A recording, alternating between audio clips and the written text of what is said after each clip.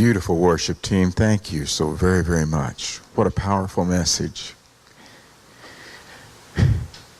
As Joan has already shared with us, our scripture lesson for this morning is the Shepherd's Hymn, a reading from the Older Testament, the 23rd Psalm, the New Revised Standard Version translation.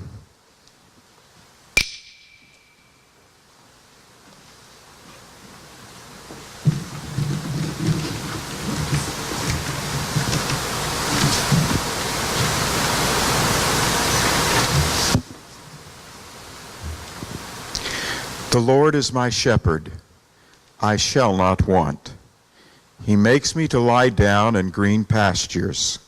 He leads me beside still waters. He restores my soul. He leads me in right paths for his name's sake.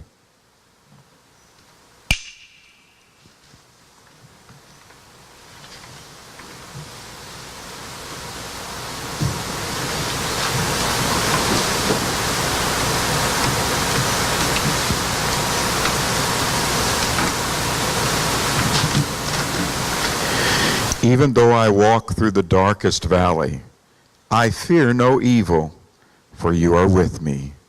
Your rod and your staff, they comfort me.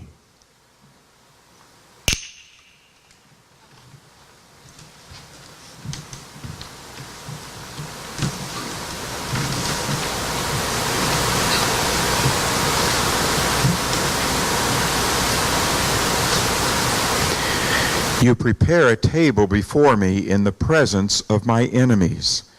You anoint my head with oil, my cup overflows.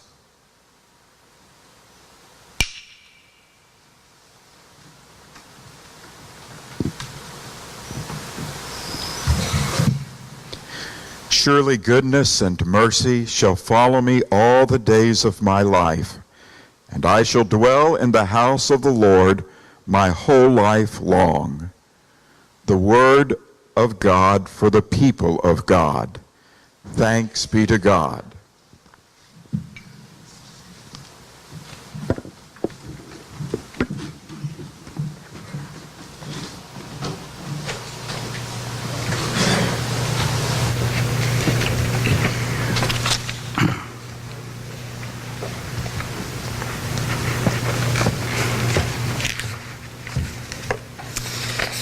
Well, thank you, worship team, for helping this passage to come a little more fresh.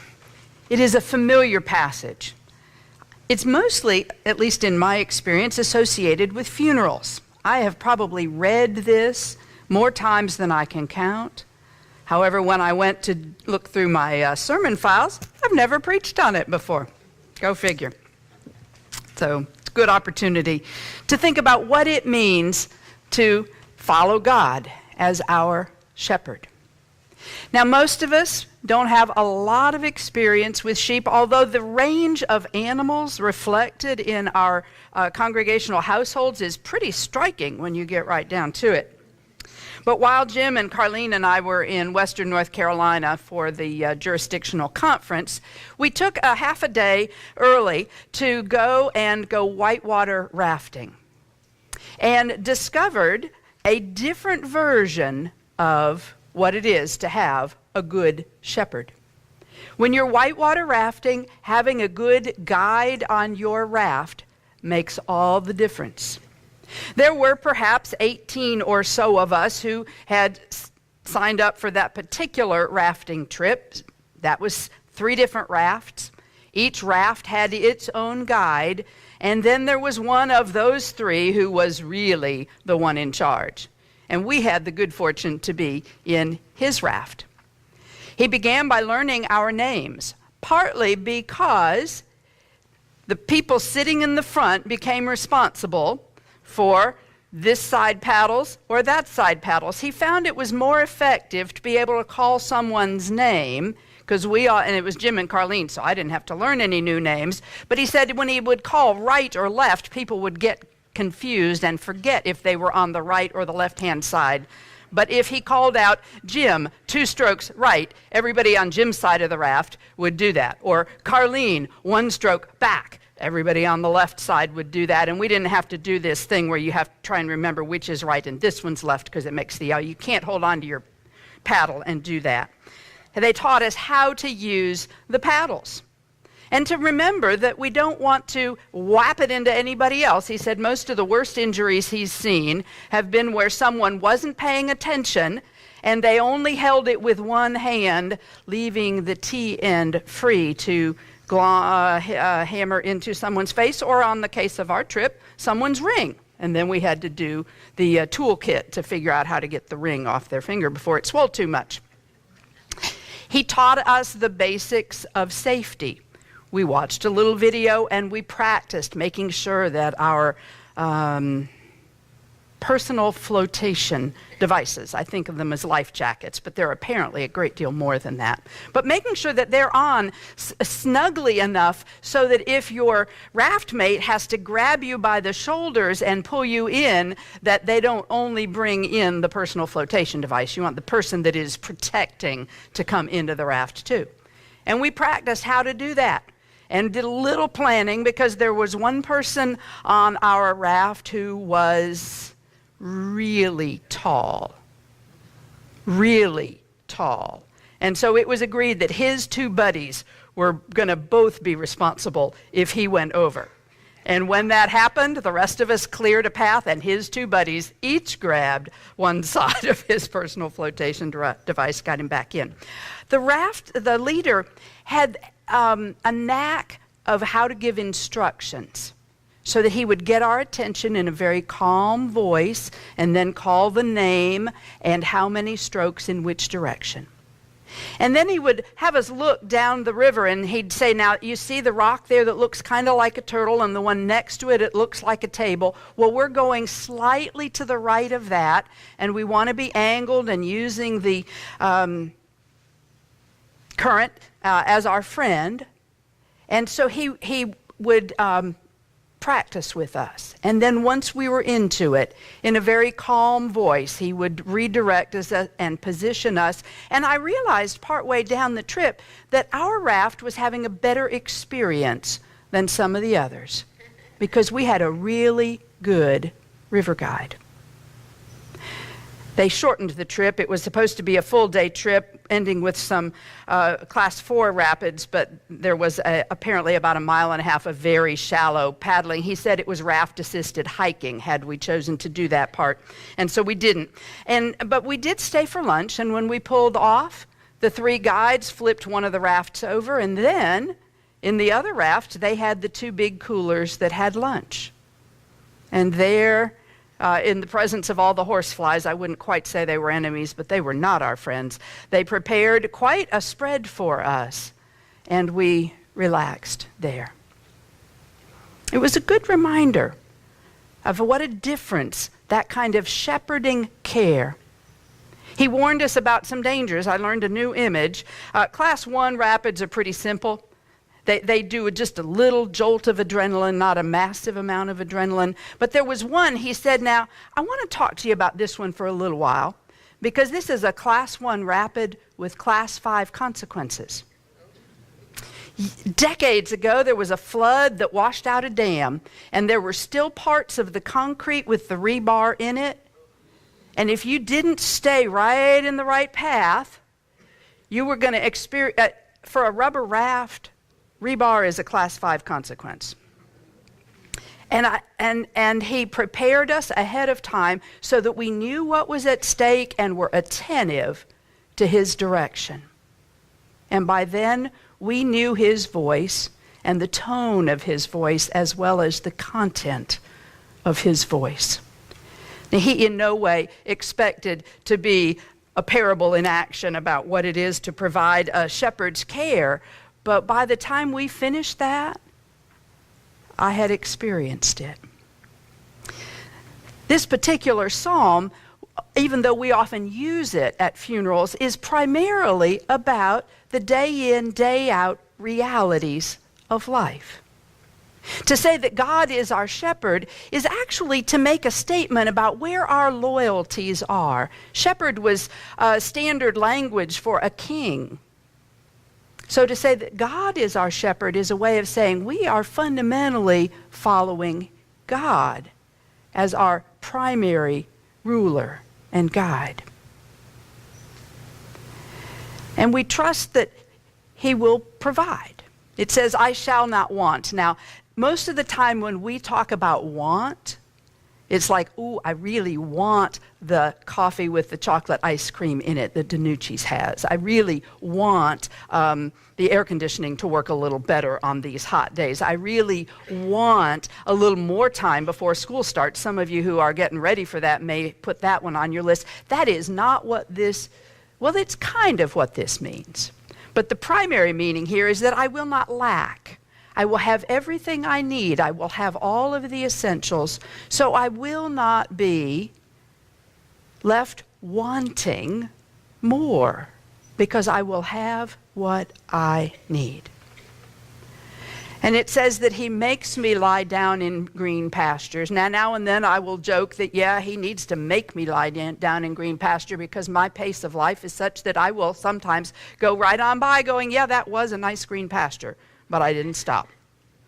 The shepherd knows when we need care and will provide times where we receive the nourishment that we need, both body and soul. A colleague of mine years ago had a wife who was chronically ill for a very long time, and at her funeral, he said, when her life circumstances forced her to lie down, she discovered that God would often transform that place into a green pasture. So sometimes it's not that it's a green pasture beforehand and we get there. Sometimes we get there and it becomes what we need it to be. This is a way of saying that the shepherd provides the food for the sheep and provides water, still water.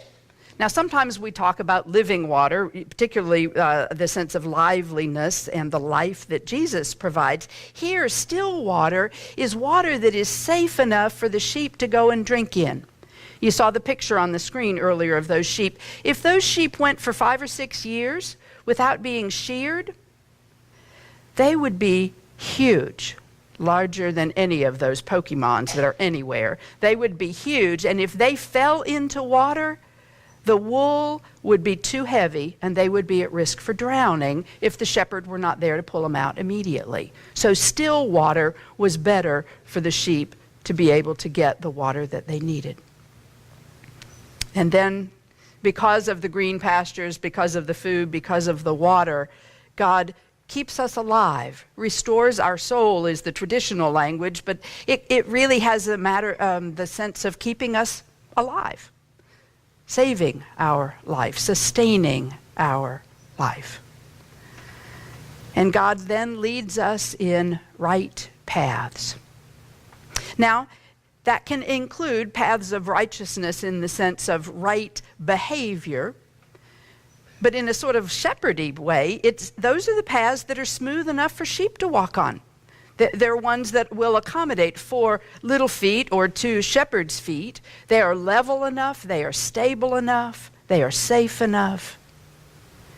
Elsewhere in the Older Testament, they are the kind of paths by which exiles return home, by which those who have been scattered and depleted and exhausted are gathered back in. They are the right paths. And God leads us in the right paths because that's who God is, for his name's sake, because that is the character of God.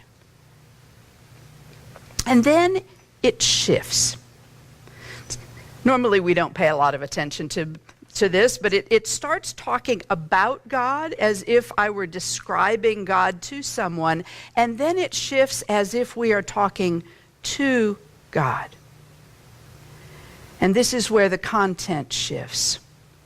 Yes, even when I walk through the darkest valley, the deep darkness, the valley of the shadow of death, even when I am quite literally scared to death because of circumstances, I do not fear evil.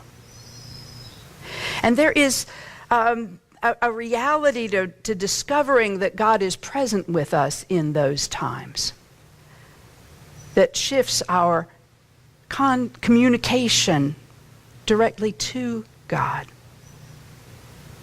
I don't know what it is about desperation that does that, but folks will often say after they've come through the valley of the shadow of death, I learned so much about God, and we became very close.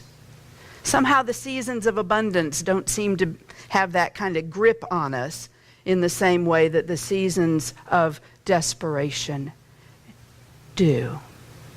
And those are the ones where we talk to God and are able to affirm that whatever else comes, I don't fear evil itself because God, you are with me. That affirmation that you are with me is one that is sustained. Think ahead to the New Testament. How is Jesus described in the Gospel of Matthew? Emmanuel, God is with us, even in the darkest valley. And we're comforted also because the shepherd has a rod and a staff. Now, some folks might say, well, that's just sort of parallelism. I'm thinking, no, I want to envision a shepherd who has a rod that is club-sized and good for dealing with predators, and a staff that is walking stick size, good for helping guide and retrieve the wayward sheep. It was very reassuring to me on the raft to know that our leader had a fancier paddle than any of us. It was clearly a professional paddle. He had the first aid kit, and he knew how to use the tools that he carried. How much more so does our shepherd carry what is needed and know how to provide both protection and direction. Both of those occur. And then it seems as if the imagery shifts because God prepares a table before us. Now, this might still be the shepherd image. Apparently, in the Middle East, sometimes shepherds will use language of to set the table to refer to what they do to get a field ready to be a pasture. You want to dig out the poisonous weeds. You want to get rid of the thorns. You want to get rid of the enemies, even the small enemies like snakes, scorpion nests. I wouldn't want to have to go finding those in the sheep's wool.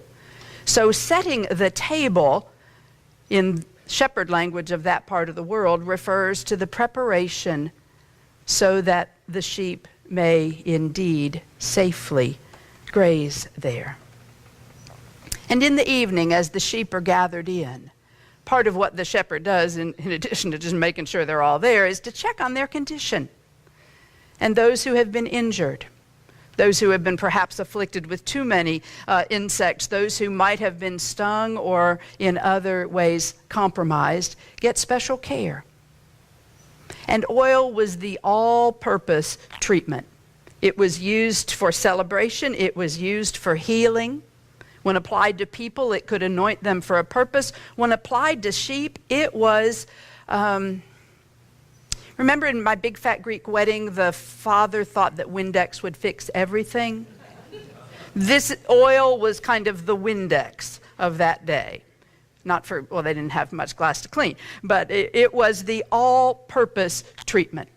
And it would soften what was hard. It would smooth what was rough. It would help a wound heal more comfortably. It would prevent the bug. It was just the all-purpose treatment. So to say that he anoints our head with oil is not a referral to, well, it is to care for us medically and otherwise. And then the host prepares that table. And in either case, whether it is the shepherd or a human host, they're doing the same thing, providing food, providing drink, and providing the oil and the care, the shelter, the protection. Then it goes on to say that goodness and mercy shall follow me all the days of my life. Goodness and mercy, these refer to really what is at the heart of God's character, that mercy. Now, the interesting piece about this is that they follow, kind of like the sheepdog might tag along and help direct the sheep. They follow, and they don't just trail along passively like a shadow. The phrase in the song, you keep on running and you never let go. It's that sense of active pursuing. It's not the enemies that are pursuing here. They're present, but they're not dangerous, apparently. It's God's goodness that is just so close we're going to trip on it. And God will pick us up. And that will allow us to dwell in the house of the Lord forever. Now, the scholars kind of argue, does this mean a reference to the temple? Is this written by someone who serves in the temple and stays there? Was it a refugee who found sanctuary in the temple? It's not entirely clear. Chances are it's an image for what it means to stay in very close contact, personal contact with a personal God. And that extends and extends as far as we can see, and really beyond that, too. There are so many resonances in this passage with Jesus. There's no accident that he described himself as the Good Shepherd. It was such a familiar image so that when he said, "I am the Good Shepherd," those who heard him would hear the "I am" with the sense of his divinity and connection with God, and shepherd, the one who cares, provides, guides, protects, sustains, is with us in the dark. He's the one who feeds his flock. And in the Gospel of Mark, there's this lovely little detail when he's feeding a huge crowd, and it says he had compassion on them because they were like sheep without a shepherd. So he is the shepherd, and he had them sit down. Some of the other Gospels specify the numbers and how they were divided. In Mark, it also says on green grass. And once his people were seated on the green grass, he fed them. He fed them. And then at the end of the gospel, Gospel of Matthew, as he is sending them out on the Great Commission into the ends of the world, which would be a scary endeavor, he reminds them, "I am with you. I am with you." Even to the ends of whatever time you can imagine, the ends of this age as we count history, to the end of your life, to the end of this earth, and into its recreation.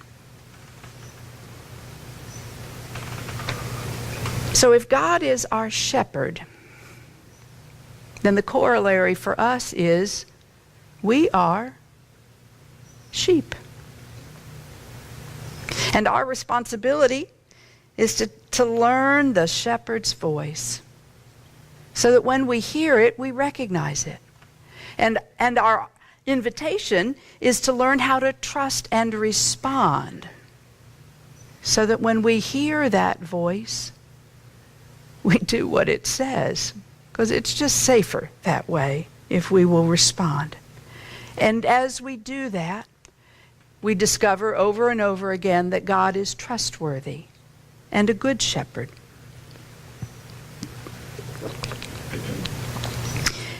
And then that image of God as the host who prepares the table before us. Well, if God is the host, then what are we with this image? Well, we're not servants because God prepares the meal. We might be invited guests, or we might be something else. And here I'm going to read a little bit of some poetry from Isaac Watts. He's the hymn writer who gave us such hymns as Joy to the World.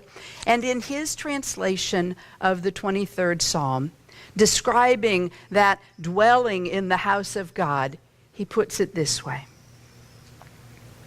"The sure provisions of my God attend me all my days. O may your house be my abode, and all my work be praise. There I would find a settled rest, while others go and come. No more a stranger or a guest, but like a child at home." Let me read that one more time. "There would I find a settled rest, while others go and come. No more a stranger or a guest, but like a child at home." And not a child at home alone, but a child at home with all of the other children that God is calling and welcoming.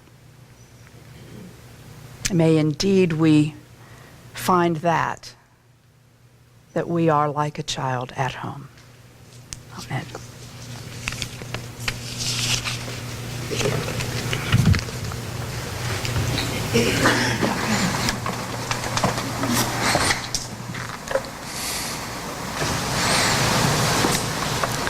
Let us pray. Shepherding God, we give you thanks this morning for your steady and steadfast love, for the ways in which you lead us in the darkest valleys and you are there in the greenest hills. You lead us